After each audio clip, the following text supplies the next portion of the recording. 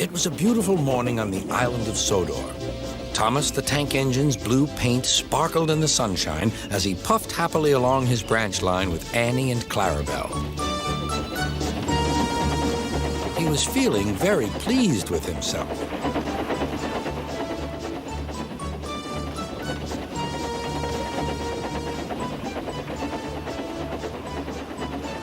"Hello, Thomas," whistled Percy. "You look splendid." "Yes, indeed," boasted Thomas. "Blue is the only proper color for an engine."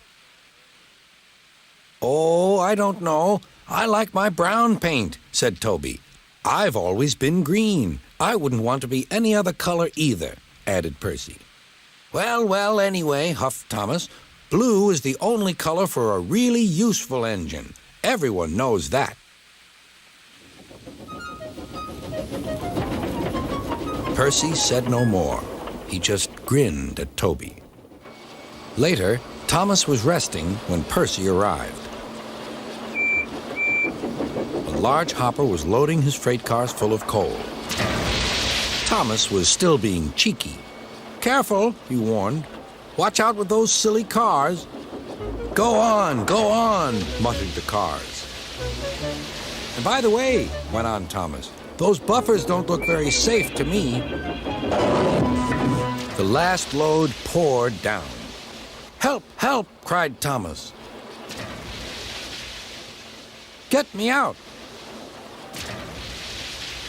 Percy was worried, but he couldn't help laughing. Thomas's smart blue paint was covered in coal dust from smokebox to bunker.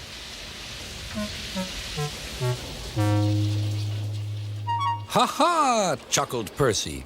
"You don't look really useful now, Thomas. You look really disgraceful."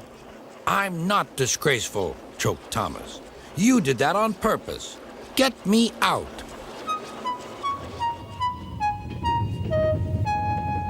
It took so long to clean Thomas that he wasn't in time for his next train. Toby had to take Annie and Clarabelle. "Poor Thomas," whispered Annie to Clarabelle. They were most upset.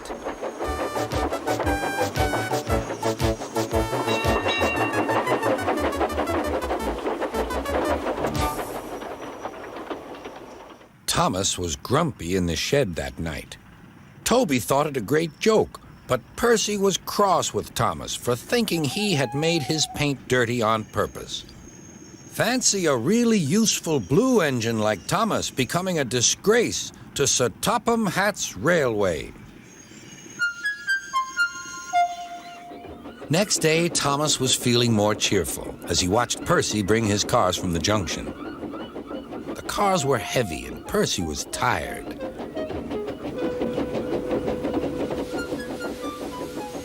"Have a drink," said his driver. "Then you'll feel better." The water column stood at the end of the siding with the unsafe buffers. Suddenly, Percy found that he couldn't stop. The buffers didn't stop him either. "Oh!" wailed Percy. "Help!"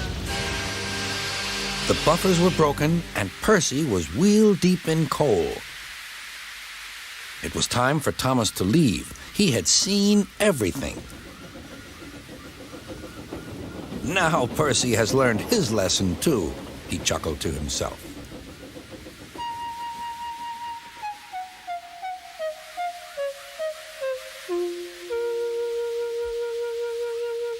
That night, the two engines made up their quarrel. "I didn't cause your accident on purpose, Thomas," whispered Percy. "You do know that, don't you?" "Of course," replied Thomas, "and I'm sorry I teased you. Your green paint looks splendid again, too. In future, we'll both be more careful of coal."